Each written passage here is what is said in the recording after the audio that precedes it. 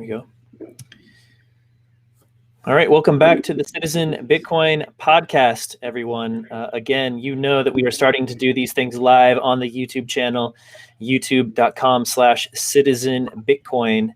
You can join in there. I'll be monitoring chats. If you've got questions for our guest, Meni Rosenfeld, you can pop them up there and we'll see if we can answer them for you, or even just some comments. We'll pop up some interesting stuff if you have them in the chats. So yeah, let's just jump right into it. Thanks so much for joining me, Meni. I appreciate it. Sure, thank you for having me. Yeah. So Meni is a mathematician by trade and also a Bitcoiner. And let's just start by talking about your background. How did you get into math? And just start as early as you'd like and give us the background. Tell us about kind of who you are and how you became into mathematics and pursuing that as a career eventually. Yeah, okay. So if I had to talk about how I got into math, I would have to go back to a period of my life that I don't remember because I was too young. But so I started being interested in math and having an affinity for math very early on. And I also started programming early on. I mean, I think when I was 8 years old, I started programming. In GW Basic and Q Basic, Visual Basic. Now, when I do some programming, it's mostly in C#. And I think I remember a time in my life when I thought I would focus more on programming, not so much on math, but over time I got more into math. And probably the concrete thing that we can say about it early on is when I started the 9th grade, when I was 14, 15, something like that, I started studies in a university, the Open University of Israel, for a BA degree in mathematics. And I finished it when I was 18, just before I finished school, right? So I studied in high school normally, and in parallel, I studied in Open University, and I finished my degree, I think, a few days before I finished the high school studies. And then, as is common in Israel, after that I went to military service in the Israeli Defense Forces, where I've been 3 years. Is that required in Israel? So military service is required. There are some people that get away without doing it, but it's mandatory. Most people do service. Back in my day, it was 3 years. Now it's a bit shorter. So there's that. And soon after I finished the military service, I studied in the Weizmann Institute of Science for a master's degree in the Faculty of Mathematics and Computer Science. I'm not sure I see it as a degree in math. I'm not sure it says math in the actual degree. It says it's in the Faculty of Mathematics and Computer Science. So I worked on a thesis with Professor Boaz Nadler in the area of machine learning. So, and specifically semi-supervised learning. So I'll say maybe a few words about that. Machine learning is seen to be maybe a part of the field of AI, which focuses on the problem that we have a lot of data and we try to say something intelligent about it. And right off the bat from this description, it's not so clear where statistics end and machine learning begins, and there's a lot of overlap.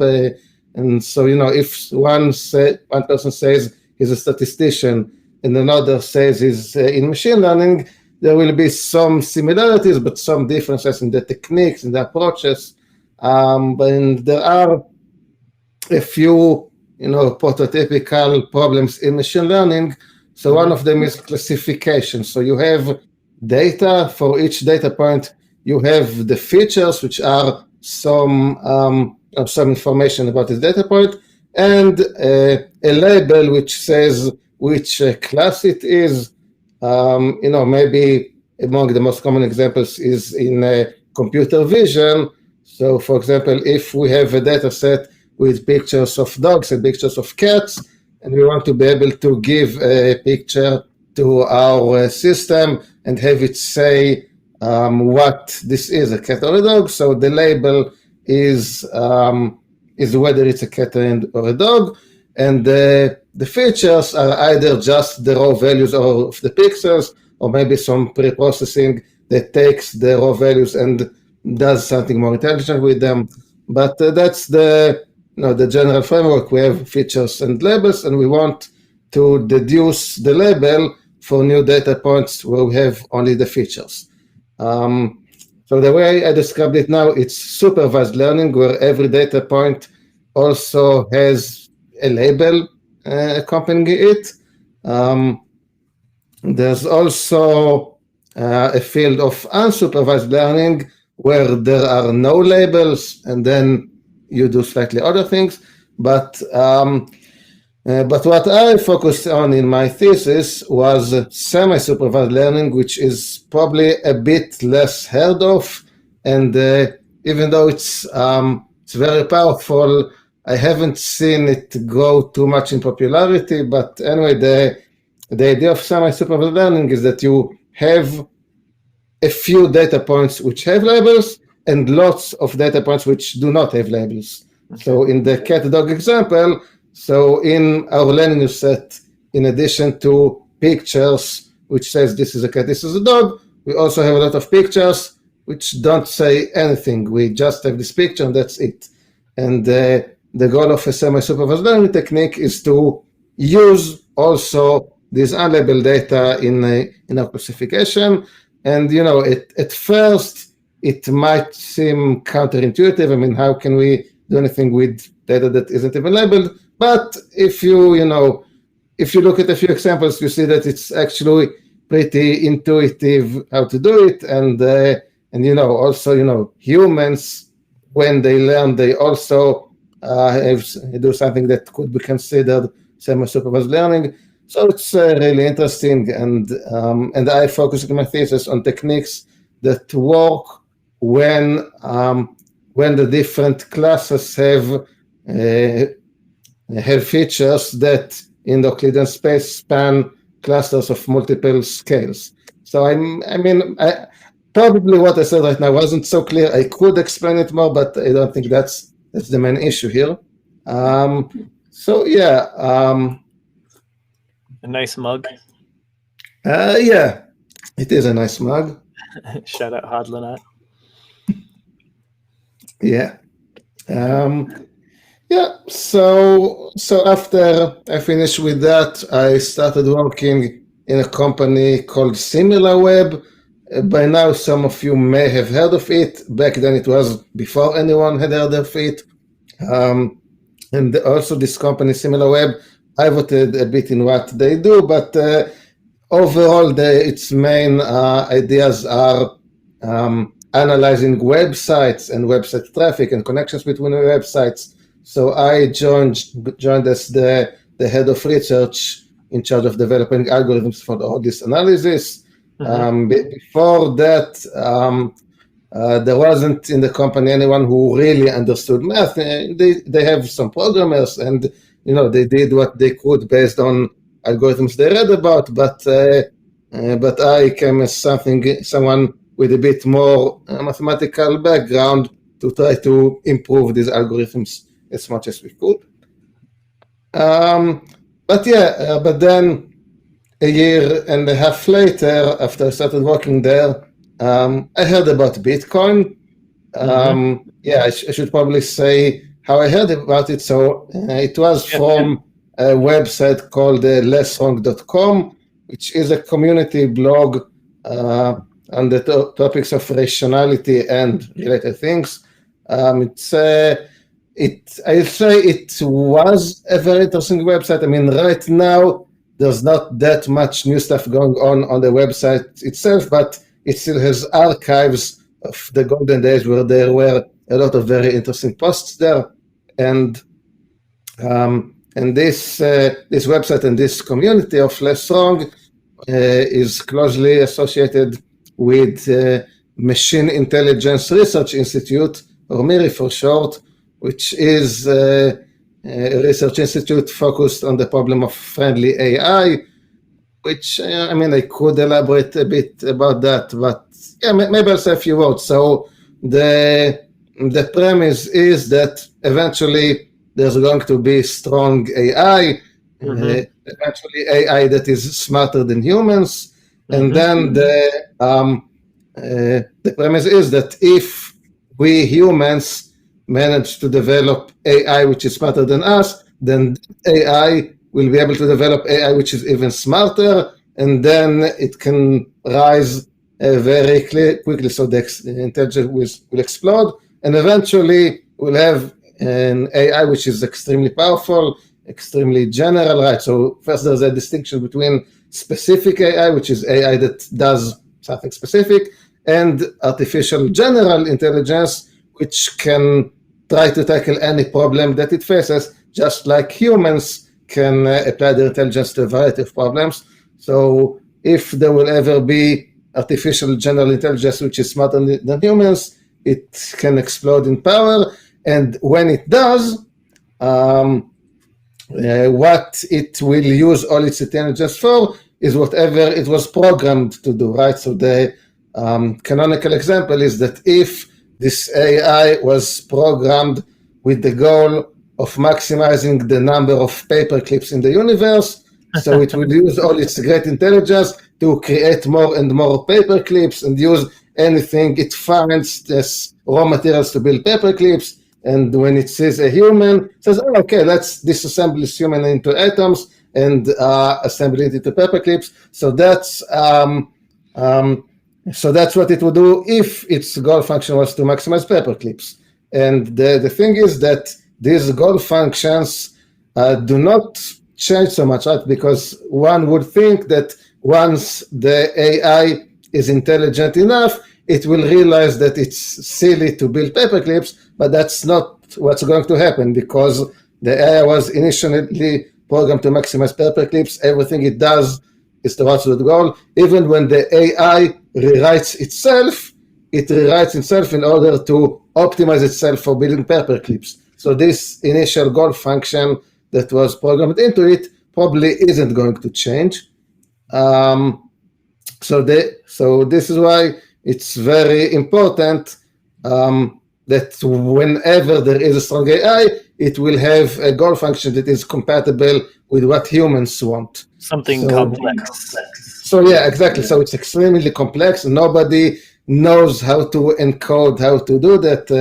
So, when we talk about it intuitively, we say that we want the AI not to kill humans and to benefit humans, maybe even to obey humans or things like that. But when you try to actually encode it as a program, as a goal function that the AI can actually work based on, it's not so easy to program that. So what MIRI does is research ways to encode a goal function which is compatible with what humans want, and so that whenever we have a strong AI, it will not destroy humanity to build paper clips. And of course, one problem with that is that even humans don't always know what they want, and humans are not always rational, and we need to take that into consideration as well. So that's MIRI. The people involved with MIRI are closely connected to the people involved with LessWrong, and at some point in February 2011, MIRI started accepting Bitcoin donations, which was, of course, at the time where most people haven't heard about Bitcoin yet, but MIRI, being progressive as they are, they were early adopters of that. So when MIRI started accepting Bitcoin donations, there was a post about it on LessWrong. And I, at the time, did follow LessWrong, so I saw this post. And of course, at first, I had no idea what is this Bitcoin thing that they're talking about. But, I looked it up, and the rest is history, as they say. And I guess we can talk about some of this history. Yeah.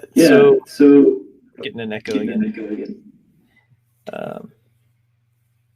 maybe try muting yours. Hold on, I can try that, I think. Yeah. Yeah.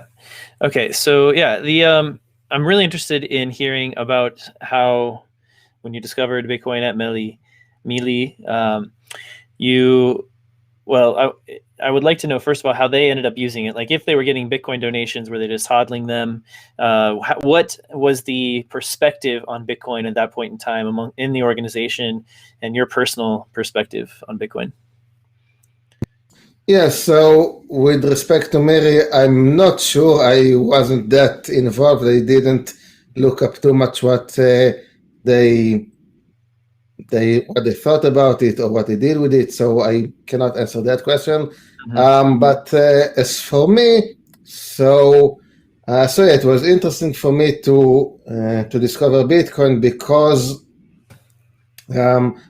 it how do I say it resonated with some things which I had already thought about, which are along two main axes. So one, the concept of cryptocurrencies, I had thought about it before. I mean, I'm not sure exactly what predated what, but I think the concept of cryptocurrency, I think it existed before Bitcoin did, and definitely before I heard about it.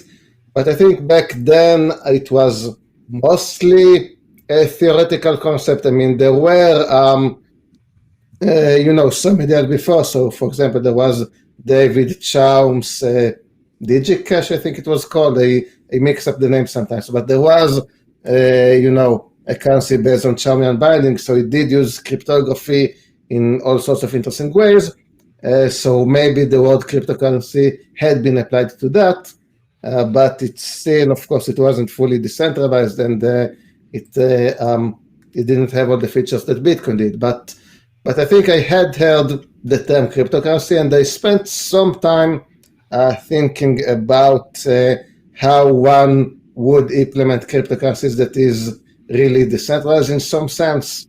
And I had all kinds of ideas, but I didn't spend too much time looking into these ideas. I just thought it would be interesting, and I thought that it's about time that we have money that works better, because the traditional fiat money doesn't really use technology all that much. It's just based on on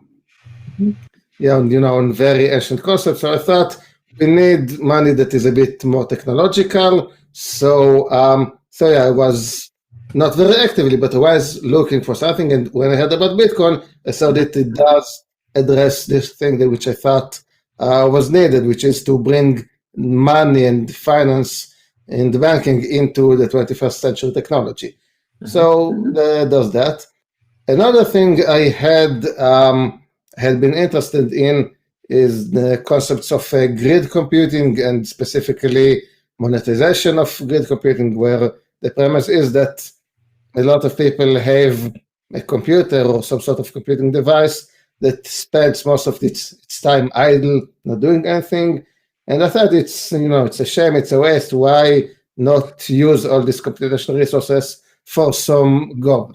And now there are, of course, all kinds of grid computing projects. The most well-known is Folding at Home, but there's Boink and all that. But I thought that it would work much better if there was monetization, right? If people could actually get paid for dedicating their machine to computations, then it would be even more effective. And there probably are some projects like that, and maybe some even existed at the time. I think there was something called Paragon, maybe. I looked into some stuff, but not too deeply, and don't remember everything. But anyway, I thought we need more of that, more ways for people to utilize the computing they have at home. And Bitcoin with its mining was not exactly that, but it was close enough to be interesting, right? Because right now, anyone with so back then it was with GPUs, specifically ATI GPUs, anyone with that could join this computing network which was interesting, I thought. I mean, both academically and practically, because when I saw it, I thought, oh, that's cool, let's try to mine a bit. And and back then I didn't have a GPU which really works for the purpose, because I had an NVIDIA GPU and not a very strong one at that. So for whatever reason, which I don't completely understand, ATI GPUs were much better for that purpose. So I said, okay, so let's buy some GPUs, let's buy some stuff. And I started doing that. I started mining, and my experience with mining led to all kinds of directions. So for one, I started learning about mining pools. Actually, when I just started out, I did some solo mining. It was at a time where I, as a person with some GPUs, I could have solo mined, but it wasn't that pleasant. I mean, I remember that I could find maybe a block every day or something like that. And so I remember that I lay at bed at night, and I was kept up by wondering, did I just find a block right now or not? When I wake up, do I see that I found a block or two or none at all? So it was a lot of uncertainty. It was very, it was taxing emotionally to wonder what's been going on with the mining. So this got me interested in the mining pools, and and that was at about the time when the proportional method for scoring mining pools was the most common, and but people have started to realize that it's hoppable, that you can do pool hopping with that, and the Slush has already implemented a slightly better reward method in his pool, which is a bit more resilient to pool hopping, not completely. So I took it as a challenge to try to come up with a method which will be completely hopping proof, and I did. I called it the geometric method. So other than PPS, which is hopping proof but has its own problems, my geometric method was the first method that was completely hopping proof, which was mathematically provable. What does hopping proof? What does that mean? Yeah, so it means that, okay, before we explain what is hopping proof, we need to say what pool hopping is, right? So actually that's, it's a bit complicated to explain. I'm not sure I'm not sure this is the right form to explain the whole thing, but okay, maybe I will. Said we had time. So there's this. So there are mining pools, there are miners at home joining the pool, and in the proportional method, which was popular at the time, the idea is that whenever a block is found by the pool, its reward is distributed evenly between all the miners that participated since the last block that was found. When I say evenly, I mean, of course, proportionally to how much mining or hash rate each of them did. But it's always distributed among the people who mined since the last block.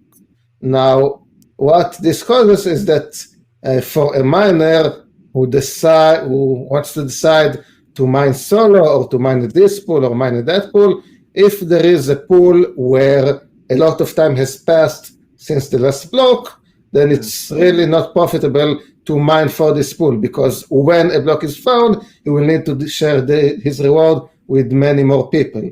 So if we look at the reward I expect to get for each unit of mining that I do, if the pool has just found a block, then I get on average much more for the mining that I do, much more than if I mine solo, for example, On the other hand, if the pool has had some bad luck and it hasn't found a block in a while, then the expected reward I will get for my mining is much less than if I mined solo or if I mined at some other pool. So the idea is pool hopping is to look at any given time which pool is the most profitable and mine there. And of course, this isn't, there's no free lunch, right? If I do this technique to get more profit for each share that I submit, then it means that miners who just mine normally will get less for each share that they submit. Okay, that makes sense. And so you developed a method you were getting into, and to help disincentivize that behavior, I guess? It's I don't think disincentivize is the right word. It's just a pool or a reward method for a pool where it does matter if people do that, right? I mean, the scoring method is different, and it just works out that the expected reward each miner will get will be exactly the correct expectation, which is the same as in solo mining and the same as what he has contributed to the pool. And yes, so there was that, and the idea being that if pools adopted this method, then there will no longer be a reason to pool hop, and the people who mine in this pool will just get their normal rewards and not any less than that. Okay. Of course, this method has its own disadvantages. I still think, all in all, it is superior. Oh yeah, the flag is fallen. I haven't spent enough time thinking to its place, but yeah, we can still see it. It's okay.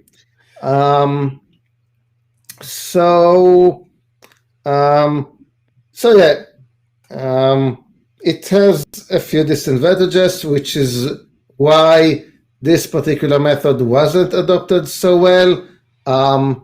Later on, some other methods were developed, some by me, some by others, and some of them did get a bit more adoption. And around that time, and when I say that time, I mean, okay, yeah, my work on the geometric method was very soon after I started being involved in Bitcoin. So if I heard about Bitcoin probably on March 1st, 2011, then I think 3 weeks later I had already posted about the geometric method, and a few more methods and some more work was in the coming month. So around the end of 2011, I published a paper, Analysis of Bitcoin Pool Mining Reward Systems, which gives a detailed discussion about mining pools and the reward methods, and some methods that I developed and some methods which other people developed, some methods which I think are really bad, and I try to explain why they're bad. So it was an analysis of all of those stuff.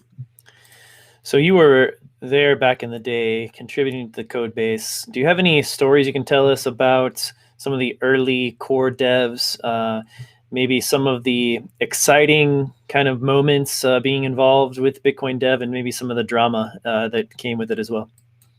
Yeah, so I'm not sure I can say a lot about that because I didn't really contribute to the actual code. So even with the mining pools, I just did the math and relied on other people to actually implement this.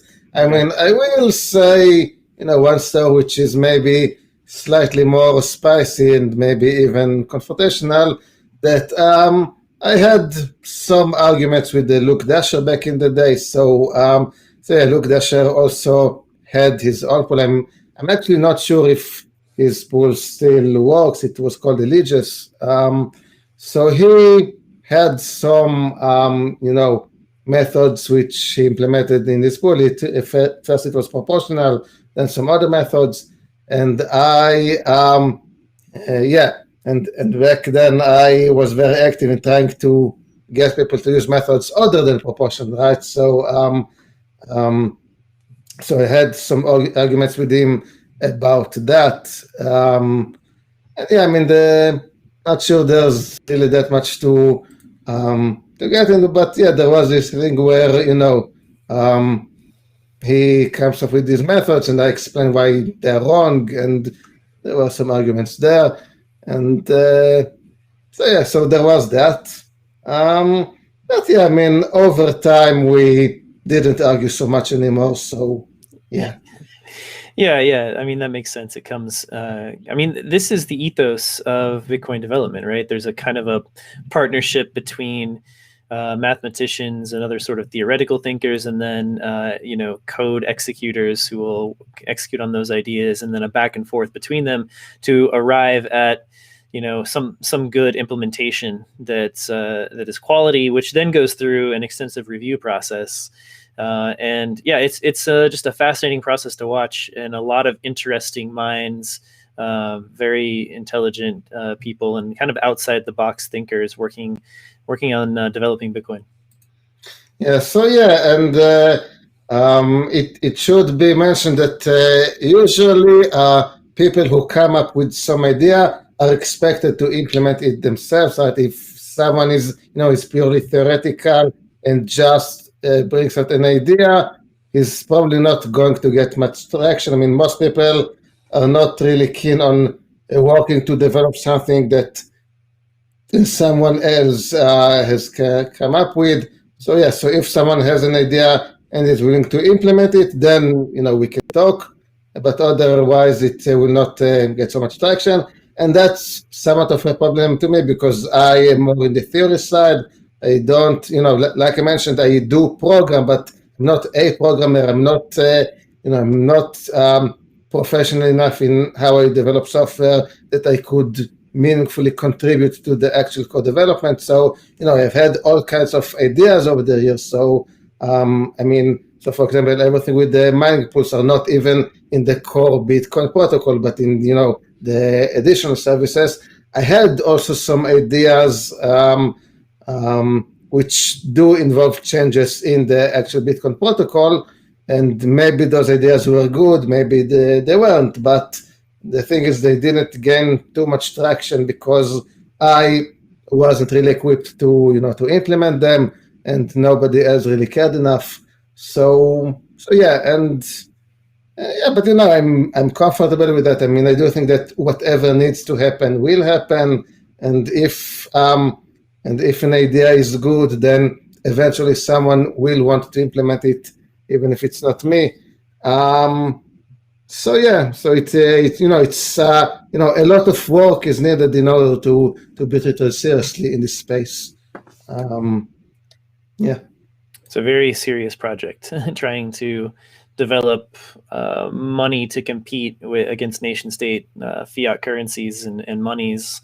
Although I would say fiat is not really money anymore. They've taken the store of value aspect out of it, so it can't really be called money anymore. But against fiat currencies in general, it's a big project. It requires a lot of resources, and I think we're getting more and more resources contributing specifically to Bitcoin development from larger companies. And as these companies or large investors sort of take a larger stake in Bitcoin, they're going to be motivated by number go up and their stake in it to build, fund people who can build and protect and make better and improve the money. That's one of the most amazing things about Bitcoin, is that we can actually program it and improve it over time. It's just going to get better and better and better. All those network effects and kind of reinforce each other, and developer quality and ability to contribute to the code, to spend time on it, is also a network effect that will increase along with that. So I'm wondering, what was your position or experience during the UASF battle for really, I think, sort of the way that Bitcoin governs itself, which was a very important battle in 2017. Of course, it started far before 2017. It kind of came to a head then. Your thoughts and your experience during that time? Yeah. So yeah, I'll need to to remember what I thought at the time, but I think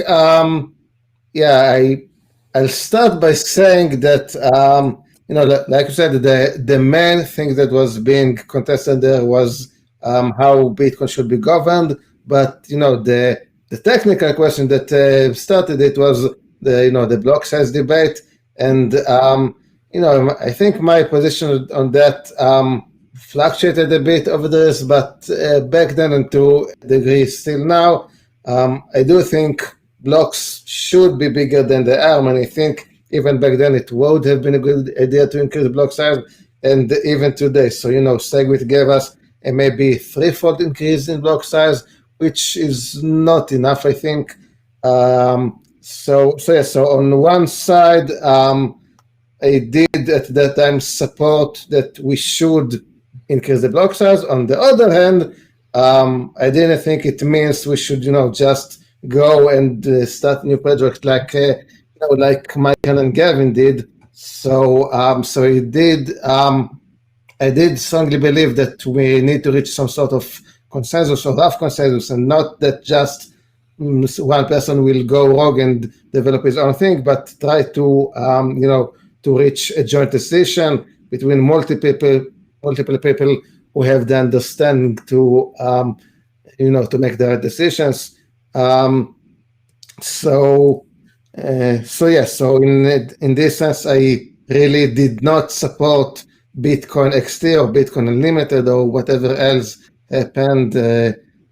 So I was in favor of the mainstream Bitcoin development, which got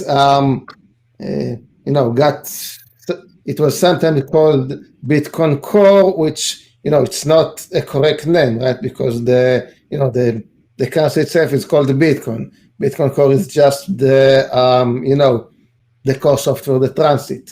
But usually in the debate between, for example, Bcash or Bitcoin, so sometimes Bitcoin is called Bitcoin Core. So anyway, I was and still am strong supporter of Bitcoin and not Bcash or any of that other stuff. But I can't say that I am what's the word I'm looking for? It's not that I don't have my reservations at all, because I do, I do think there needs to be a balance in how eager we are to make changes. So, there's on one end, you have something like how Ethereum is developed, where whenever the Ethereum Foundation thinks they should make some change, they just do this change and nobody asks any question. Yeah. And on the other spectrum, we have, the most extreme spectrum is saying that there are no changes ever, at least not in the consensus protocol. Of course, the software will be updated, but some people might say that we don't want any consensus changes at all. So that's one extreme. And each position of the spectrum has its advantages and disadvantages. So if we do want a currency that is decentralized and is sound money and can't be taken over and so on, then of course there has to be some resistance to changes. If changes come too easily, it's very open to being taken over. But on the other hand, we don't want to be too rigid. We don't want to calcify, because the current Bitcoin consensus protocol, as great as it is, it's not perfect. It will need to change. And maybe we'll talk a bit more about scalability and secondary solutions. But there was one post that I wrote about the Lightning Network, which is of course great. But even taking the Lightning Network into account, I calculated that in order to support worldwide usage of Bitcoins, the blocks would have to be maybe 100 times the current size. So we will need changes, and so we need to be to some degree open to changes. And I do feel that the current mainstream Bitcoin development approach is more rigid than I would have liked, right? So if we take the spectrum, then Bitcoin development is at some end. I believe it should be more open to changes, and this it does sometimes make me wonder, will we really be able to make the changes that we need when we need them? Mm-hmm. So there's that. And I will say one more thing. The way the Bitcoin protocol should work technically is a derivative of what we want Bitcoin to do and what we want to do with Bitcoin. And here we have different philosophies. So of course, just a second, get some water.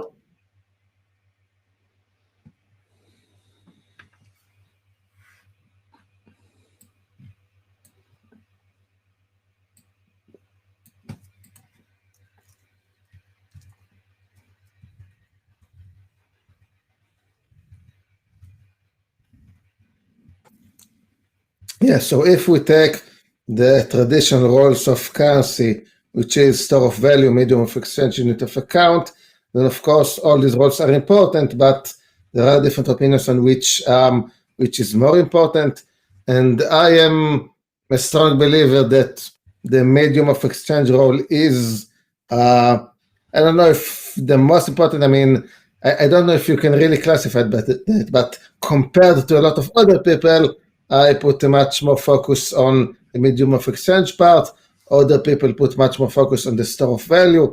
And the thing is that, how I see Bitcoin and what I thought it would do when I started being interested in it is that it will be able to replace fiat money and banks and so on, that we could have, economic activity without needing government money, without any banks.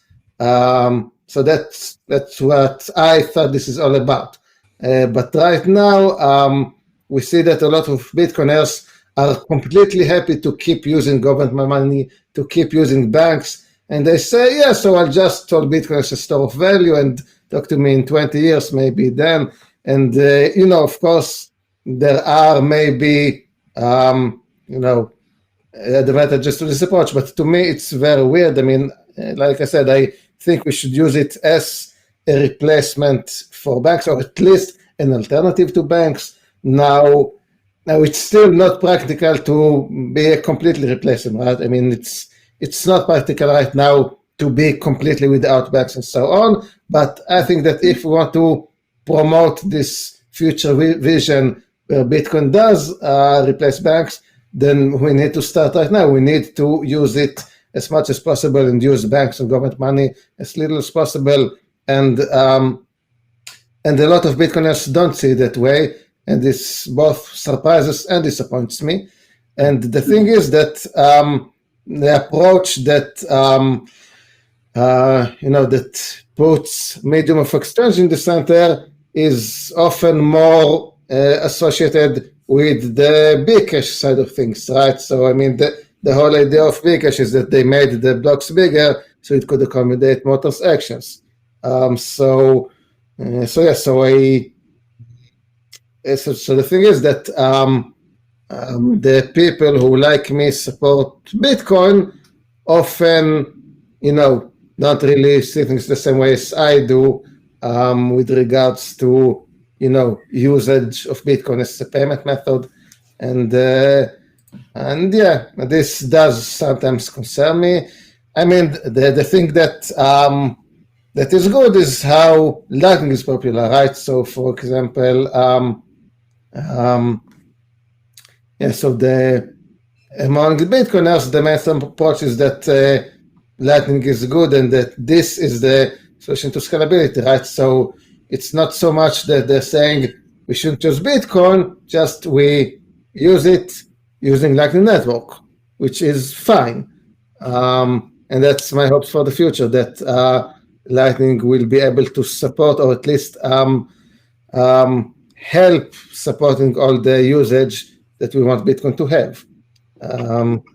Like I said, it's not enough even with Lightning Network. we will need bigger blocks and so on, maybe some other stuff, but it's definitely a key component. And I do use Lightning Network fairly often, usually for settling the bills within friends, right? So if we order some food, so sometimes one person pays and the other paying back with Lightning, so it's very convenient for that purpose, and it usually works, except when it doesn't, right? So it still happens that we try to pay, but we can't find any route, or sometimes my channels spontaneously combust, and there are still problems. Mm-hmm. And even when everything works as designed, we still should remember that there are some very important usability differences between on-chain and Lightning, right? In how backups work, in the fact that payments are interactive, in channels being stateful. So there are some differences. It's not like Lightning Network is a magic solution, but it is a very powerful solution, which I think is necessary. So yes, it is something that needs to be kept in mind, right? I mean, some people think that if we have Lightning Network, then that's it. We don't need to worry about scalability at all, and that's not really true. We still need to, take a more holistic approach and improve scalability in all aspects. It will be interesting to see how Lightning performs during this kind of next run when there's a lot of new folks coming in and fees spike, and there'll be surprises among these new folks that Bitcoin is so expensive to use. They'll probably have heard that it's cheap to use, and that means also that Lightning Network channel creation is expensive, and so that will affect the way, how to get onboarded onto the Lightning Network. So if you think of it as sort of a checking account versus a savings account on the base layer, paying $30 or $40 to open a checking account might seem ridiculous. Maybe you pay $10 if you want to wait a few days to create it, etc. So there's these definite usability issues that will be around high fees, based on high fees on the base layer, that will affect the second layers as well. There's already development of third layers like RGB, which could be built on top of like maybe a single Lightning channel that might help. It's interesting stuff happening, but not necessarily ready for prime time yet. Yeah, so like you said, onboarding is a problem because Lightning is great for everyday payments for someone who is already onboarded, but when you want someone new, then you probably do need at least a transaction to create a channel. Of course, using Lightning is more complicated than on-chain, so it's not so good for newcomers. But over time, the number of potential newcomers will go down, right? Once everybody uses Bitcoin, we don't need to worry about onboarding anymore. It will be just what everyone uses. So it's not a problem for the long term so much, but it is a short term problem, and the short term affects the long term. So it is a problem, and yes, so. And there is a thing that even its theoretical capability, Lightning is not yet reached. I mean, I'm not completely sure what goes on behind the scenes, but like I said, in practice, there are some problems sometimes when using Lightning, and I guess this is one of the reasons that people still use on-chain, and this is indeed reflected in the fees. So I do think that, like I said, the blocks right now are not big enough to support the kind of usage that Bitcoin could have. I mean, I want Bitcoin to have as much impact as possible. I want many people to use it, and I want each person who uses it to gain a lot of benefit from it. And when the block space is limited, then the benefit that humanity as a whole can gain from Bitcoin is limited, because not that many people can use it, and those that do have to pay higher fees, so the benefit they get is lower. So this goes back to the point that I think already the blocks could be bigger if Bitcoin succeeds, and if the growth that has started recently, if it continues, then blocks will need to be even bigger. And when will they, right? I mean, like I said, the development is very conservative. To my taste, too conservative. Like I said, it's good that it's somewhat conservative, but it's too much for my taste. And when will it change, right? If the fees just go higher and more people want to get into Bitcoin but can't do it effectively, when will it change? I mean, I don't know. I'm not too much, you don't keep track about all the internal development discussions. I don't know how many people seriously are working towards some hard forking change.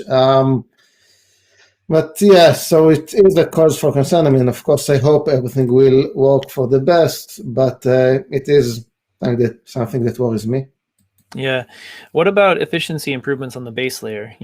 Compressing signature sizes, etc. SegWit was an efficiency improvement on the base layer that gave us effectively, theoretically doubled the block size. In effect, in practice, it's more like 1.4, 1.5 megabyte block sizes. Do you see an opportunity to squeeze out more efficiency gains like that with the hard 1 megabyte limit still set in stone?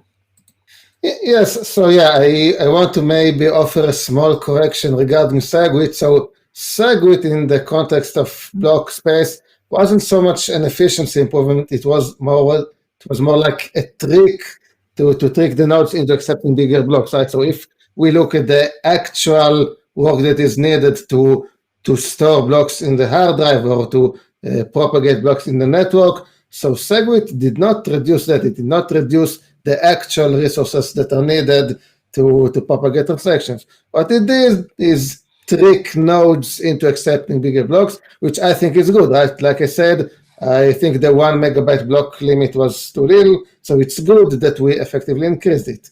So and I think it goes about 3 megabyte blocks right now. So it's good that it did, but it wasn't really an efficiency improvement.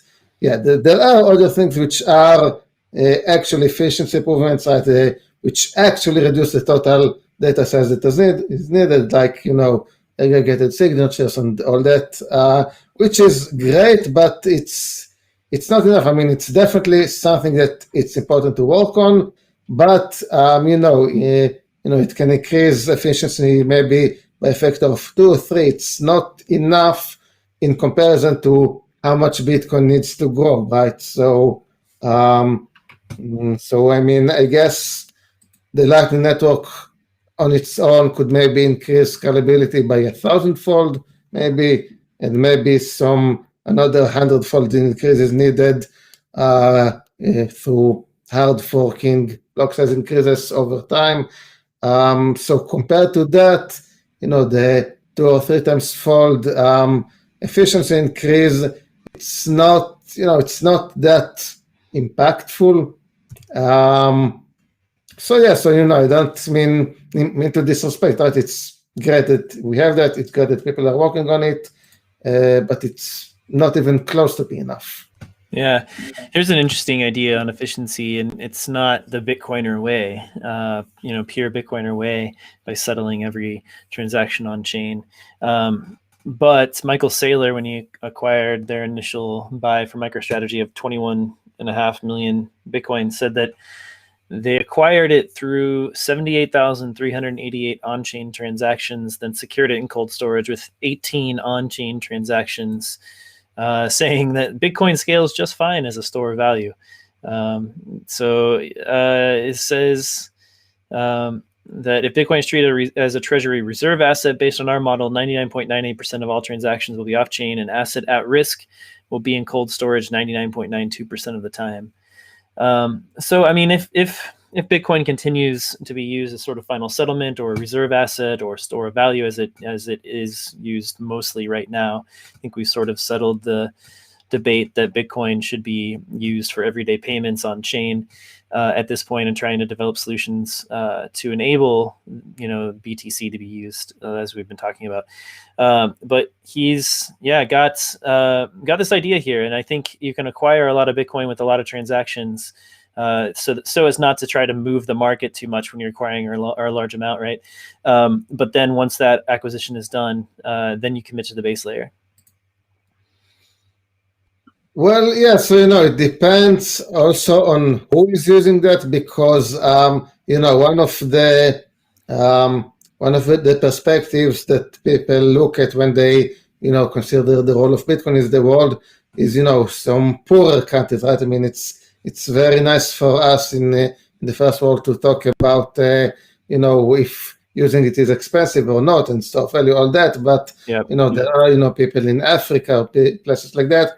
And we do also want to give them a chance to enjoy this money. And I mean, even if they just use it as store of value, right? I mean, I personally don't think it should be used just as a store of value. But even if that's the only thing they do, if they just, buy some Bitcoins, get to one on-chain transaction and keep that Bitcoin without using that. So if you're poor enough, then even for just this use case, it will be too expensive, right? So if someone in a poor country where their daily salary is measured in dollars or cents or whatever, so for them even the one on-chain transaction to get Bitcoins and to store them, it's too expensive if the system doesn't scale.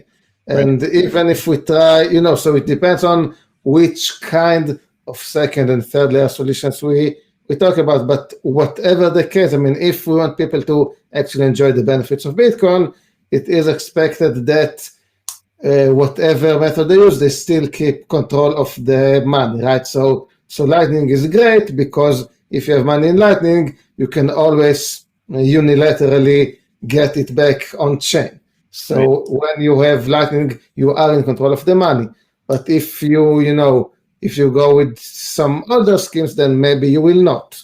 And I do think that, I mean, maybe there are some really creative solutions which change that, but as a matter of principle, if you want actual control of the money, there has to be some on-chain transaction to your name. If the blocks are small enough that poor people cannot expect to even pay the fees for one on-chain transaction, then it's a problem in the context of Bitcoin's global money that's supposed to help people everywhere, and especially when looking at a vision which at least some people have or had, that Bitcoin, because it's all technological and digital and no barriers of entry and so on, then it should be a good solution for poor people, because bits are cheap, right? And people, well, okay, not everyone has very reliable electricity, but if you have electricity at least, then you should have been able to use Bitcoin. But if the on-chain fees are too high, you can't even do that, even if it's just store value. And I'm not even talking about using it regularly as a medium of exchange. So so that all goes to say that if we want Bitcoin to have a real impact on the world, we need to make sure it scales, and it does mean also eventually increasing the block size. Yeah. Okay. So I would love to hear about how Bitcoin has kind of influenced your worldview, maybe why you are so spending time and so much of your thought and energy working on Bitcoin. Yes. So I think the reason I spend much time about Bitcoin is mostly a matter of being in the right place at the right time. I mean, if by some way I wouldn't have heard about Bitcoin until, let's say, 3 years ago, right? 2017 was the time when a lot of people heard about Bitcoin. If that was the time when I first heard of Bitcoin, I don't think I would have been as involved with it as I was. I mean, I would, of course, have been interested. I would have probably invested. I would have thought it was great because it is great. So those things wouldn't have changed. But, basing my whole identity on activity on Bitcoin, it's probably not something that would have happened in this scenario, because if that was what happened, then I wouldn't have really big opportunity to influence it, right? So I mean, by then a lot of people worked on Bitcoin, and I didn't even talk about my activities which were specific to Israel, which back in the day was Bitcoin Market Exchange Service, and later on the Israeli Bitcoin Association. But those are all things that wouldn't have been needing me if I joined later. So I probably would have been a user or an advanced user, not so much an activist. But because I learned about it early enough, especially in the context of Israel, right? In Israel, back in 2011, there was almost nothing regarding Bitcoin when I heard about it. I won't say completely nothing there. There were some things that did happen, but as it turned out, I was mostly the one who brought Bitcoin to Israel, and I thought I can make a real, impact this way, right? I mean, I saw Bitcoin, I saw that it was good, I wanted it to succeed in Israel, and I saw that right now there is nothing. So I wanted to do whatever I can to help it get into Israel. And once I started, I just kept at it. And even now, I have experience, I have some, brand recognition or whatever. So I, whatever I started now, continued to today with having, like a comparative advantage in dedicating my time to Bitcoin as opposed to other things. Yeah. So yeah. So do you feel like there's some kind of a mission behind this work? I mean, like you said, the mission was to bring Bitcoin to Israel. I get that. That makes perfect sense. And I think you're the founder of the Israeli Bitcoin Association. I know you're on the board. So Ron Gross and I started it. Each of us had his own role. Yeah, so Ron Gross is also one of the early Bitcoin activists. He got into Bitcoin around the same time I did. Maybe he's known right now for having led Mastercoin for a while. Of course, he did a lot of other things.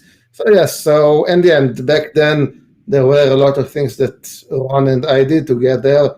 So the Israeli Bitcoin Association was one of that, which was a continuation of some other work that we've done. Okay, now I don't remember what was the question, but yeah, it was just about I guess like the larger mission for Bitcoin. Maybe what I'm trying to get at is like what do you see as the future of Bitcoin? Do you see it as just remaining as a store of value, alternative to gold, hedge against fiat inflation, or do you see it as being adopted widely as a global reserve asset and basically become the basis of the global money? Yeah, so what I hope will happen is that Bitcoin will be, the mainstream currencies people use for everything, both store of value and medium of exchange, and that anything else probably people will use mostly Bitcoin and, second layers on top of Bitcoin. Just like right now, some people use the term reserve currency. I'm not sure I'm very fond of the term, but just, the currency that everyone uses, that's what I want Bitcoin to be. And there are all sorts of scenarios, but, the ideal scenario is that Bitcoin will be the primary currency, maybe that 90% of all currency usage will be in Bitcoin. There will always be some other currencies for some specific purposes, but Bitcoin will be the main one, just like right now, US dollars, or maybe each country with its own government money, Like those are the main currencies. I think that should be Bitcoin. And yeah, I definitely don't want it to be just something that people keep as a store of value. I think that's not very interesting, right? I mean, it has its advantages, but if that's all that comes out of Bitcoin, just people using it as a store of value, I'd be very disappointed. And yes, so that's what I hope will happen. What I think will happen, that's a bigger question. I mean, there is a story I like to tell that at one time, I mean, I don't remember which year it was, maybe 2013, something like that. Peter Thiel was quoted saying that he thinks Bitcoin has a 20% chance of succeeding. And my first reaction was being angry, saying, how dare he say it's just 20%? But then I thought about it, and I thought that 20% is a really big chance. I mean, considering the impact that Bitcoin could have if it succeeds, then 20% of that is huge and definitely worth something worth fighting for. So I don't know what is the chance that my ideal vision for Bitcoin will take place, but if it does, it's big enough that it's something worth fighting for, even if in absolute terms the probability is low. So that's the goal, that people will use Bitcoin everywhere for everything. Did Bitcoin change the way you understand economics? I'm not sure. I think the parts which Bitcoin might have changed were parts I didn't really think so much about before. So I wouldn't say it changed so much as just let me be exposed to some new topics which I haven't spent so much time thinking about before.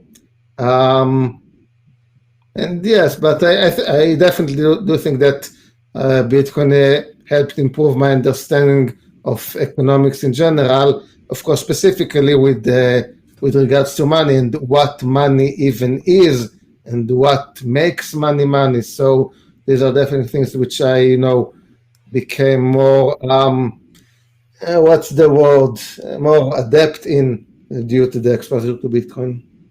Yeah. So I like to talk about, I have an intro to this podcast where I talk about, I call it the dawn of the Bitcoin Renaissance. And, it's obviously a message full of hope. And one thing that changed for me when I found Bitcoin, besides just teaching me what money really is and about economics, kind of unlearning that Keynesian sort of default thought that we're taught through high school and college. And it was that Bitcoin gave me hope. I realized a couple of things, kind of in retrospect, after I discovered Bitcoin. One, that I was kind of resigned to the world the way it was. Kind of like the idea that we can't really, as an individual or even like an organic grouping of individuals, change the power structure in any meaningful way, and that's the general trend of increasing federal power in the United States and increasing control of money, and of course about privacy as well, that we're just going to live in a state without any privacy. Of course, all of those problems still exist, but Bitcoin gives me hope on all three of those fronts, that we'll have a better future, and that I know holding Bitcoin for my children and for their children for the long term really gives me a lot of hope that they will have sort of a basis to live a life that they really choose, right? The resources to pursue their dreams and to really kind of hone their craft and become a really world class at their sort of dream vocation. And I hope that for a lot of people. And so I like to I like to think about Bitcoin in the future, 20, 30, 40 years, whatever it is, 100 even, who knows? I feel like it's going to happen sooner than later. We can talk about exponentials. We're talking about exponential tech earlier with AI conversation. So I guess one, do you also kind of see hope in Bitcoin? And then two, let's talk about how fast you think this could happen, considering network effects and exponential, growth of technology.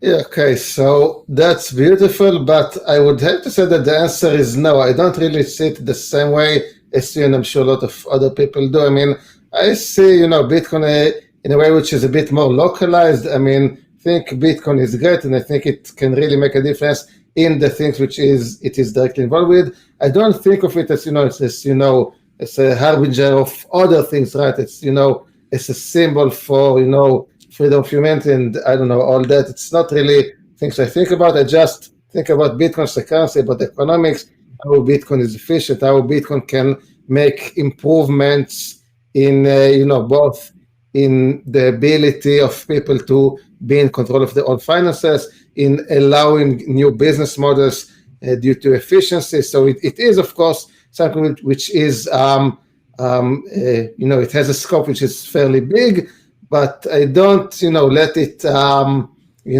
spill out to other things. I don't think it's, it's just, like I said, the symbol of freedom for humanity, a symbol of change, all that. I don't really see that way. Just wanted to do what it's best at.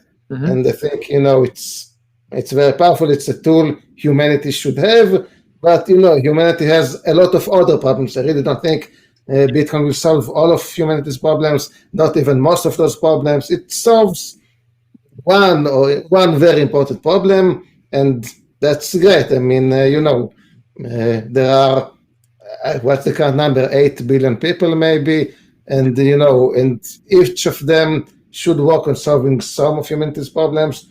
So we work on, on Bitcoin, which solves a lot of the economic problems, and even not all of them. I mean, the economics the economy in general is bigger than just money, right? I mean, if we look at it quantitatively, then if you look at all the things in the world that has value, then money is just a small fraction of that value.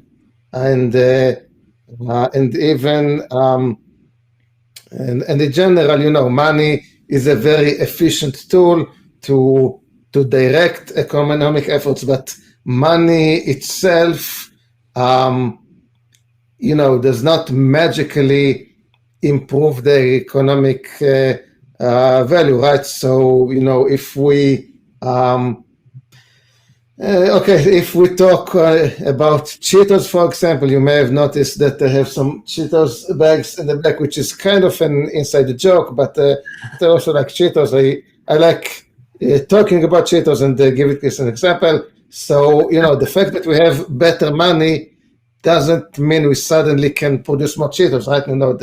The actual economy, whether it starts with the farm where they grow corn and the processing and so on, that, it has its own, laws and resources and so on. So just having better money will not suddenly make everything better. It will allow us to, to do things a bit more efficiently. And, this small bit of efficiency over the entire economy of the world, that's good. That's a huge impact, but it doesn't really does much more than that. So, yeah.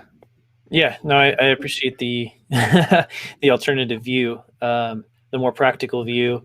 I tend to attribute maybe more major problems of the world to the debasement and centralized control of the money.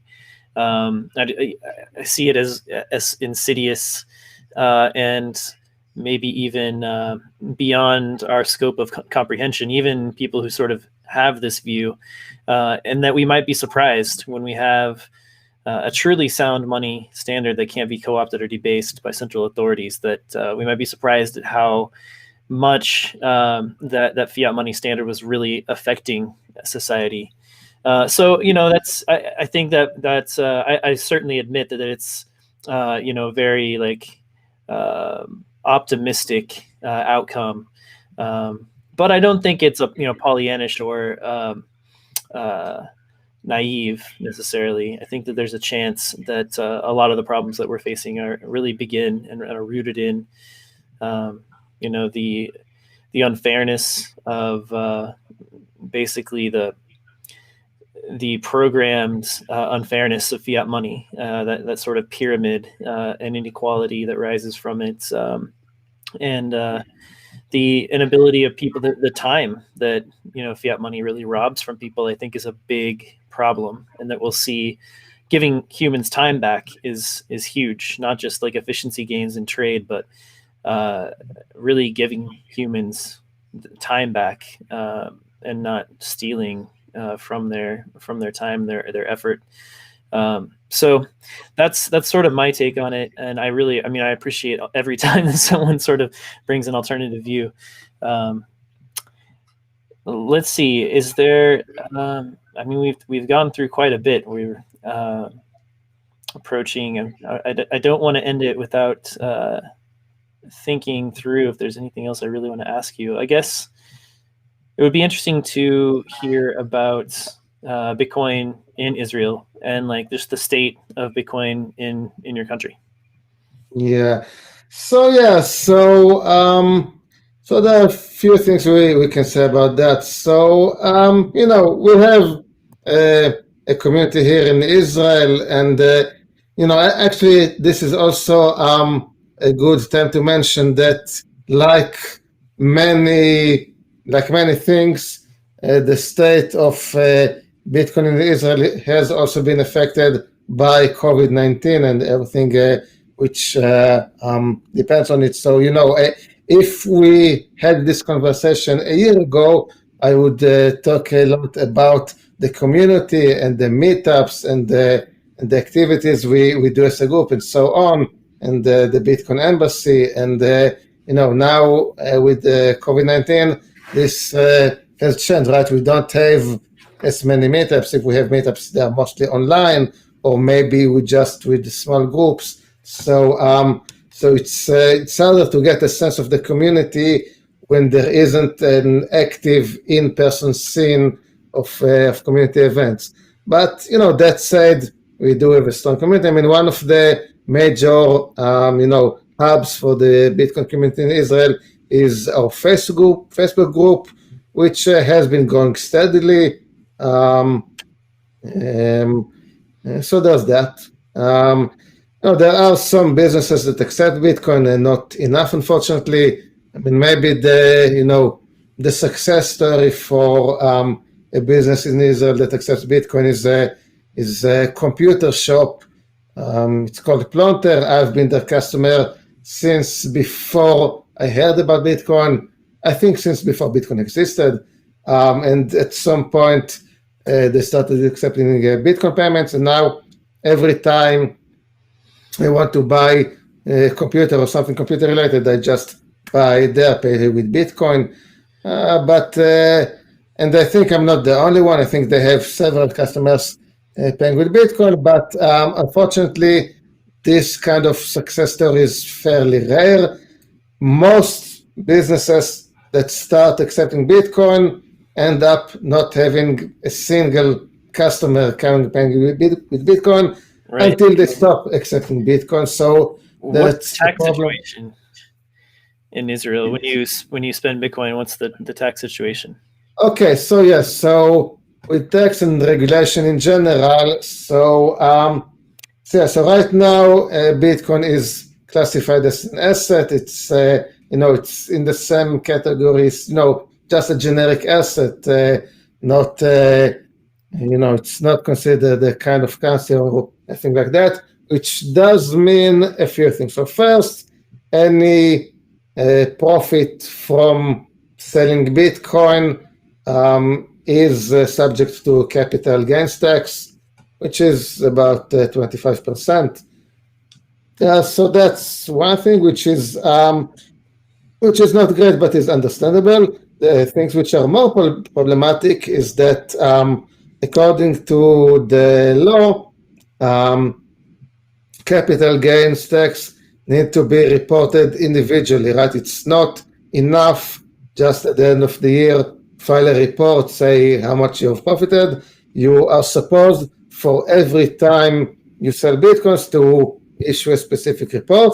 And this includes times which you pay with Bitcoin, right? If you buy something and pay with Bitcoin, it's considered as if you sold Bitcoins. So by the letter of the law, you are supposed to report it individually, which is not really realistic. And the tax authority realizes it's not realistic. That's why they don't enforce it that much. But that's what the law says, which is problematic. And there are a few other taxation-related issues, but there are some problems. And now this, the taxation issue is also has some bad interaction with the anti-money laundering issue, where the thing is there isn't yet a proper regulation for how to prevent money laundering with Bitcoin. So that's why most or maybe all banks in Israel very often refuse to allow any transaction that has Bitcoin involved. Right? So if I have Bitcoins, I want to sell them, get some shekels to my bank account, there's a good chance I will not be able to do it. So this is a problem for people who maybe sold Bitcoins on an exchange.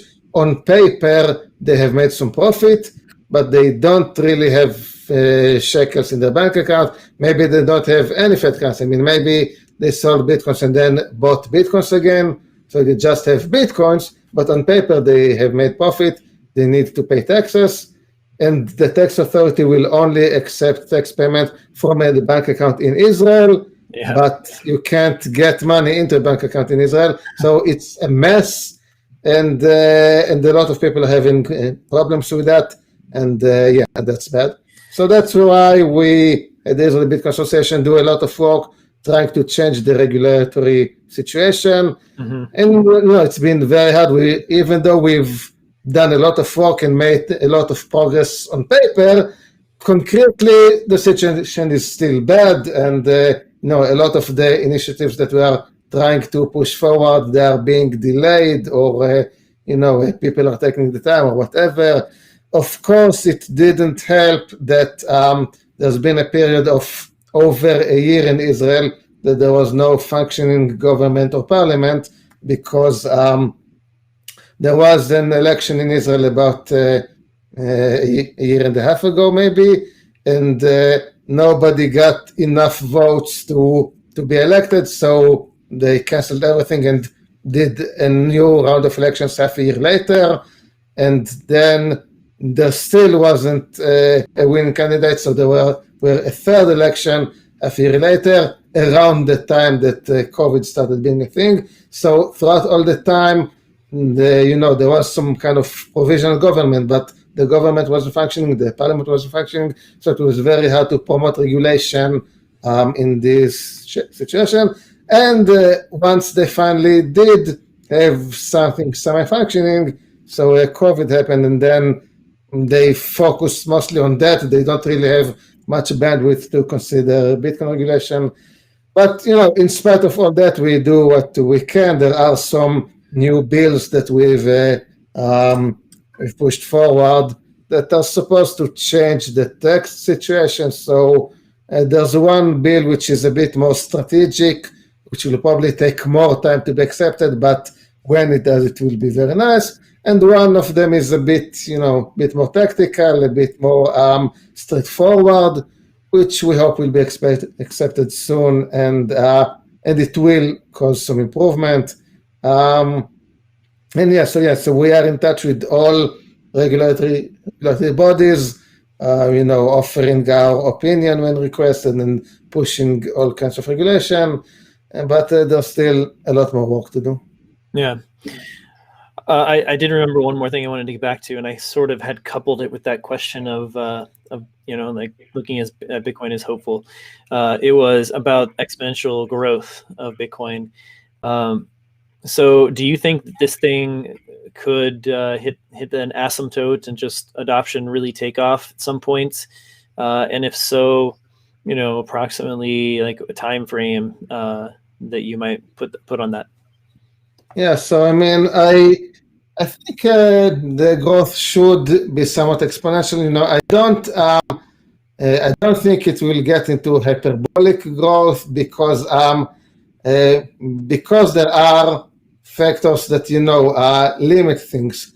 Right? So I mean, the scalability issue is a major thing. So, for example, let's say even if hypothetically tomorrow humanity as a whole has a change of heart, and suddenly everyone thinks Bitcoin is the best thing ever, they can't all use Bitcoin because the technical framework and the scalability isn't there. So so this limits the growth. So we need to be in lockstep, right? So there are a bit more users, scalability is better, more users, scalability. So it is sort of exponential, but it's not hyperbolic. Bitcoin can't support hyperbolic growth. So I think we will see development which is similar to what we have had so far. So there's this the big wave, and then it overshoots, and some people are disillusioned, and then it goes back down, and then back up. So we will see more of that. Probably, with smaller fluctuations in relative terms, because people are getting used to it. So it's not so much such big cycles of hype and then disillusionment. People will know a bit more what to expect. So I think that, like I said, in relative terms, the fluctuations should be smaller, but there will still be waves of fluctuations and growth and decline. Yeah, and we will have a few more of these cycles until we hopefully get to the point where everyone just uses Bitcoin, so there's not much room for growth anymore. Right. So maybe exponential-ish growth, but with like kind of staggering up and down. The drunkard's walk, if you will. Yeah, that makes sense. All right, man. Well, this was a really fun conversation. I really appreciate the opportunity to get to know you, and hope someday that we can meet up in person at some conference or whatever. I would love to come to Israel. But I also, do you go to the conference in Riga ever? I haven't been there. No, I don't have current plans to either. But Yeah, fair enough. So anyway, even if we don't, it's been good to make a face-to-face connection and speak here. And I will see you out on Twitter. Just keep stacking, everyone. Cool. Sure. Thanks. Thank you.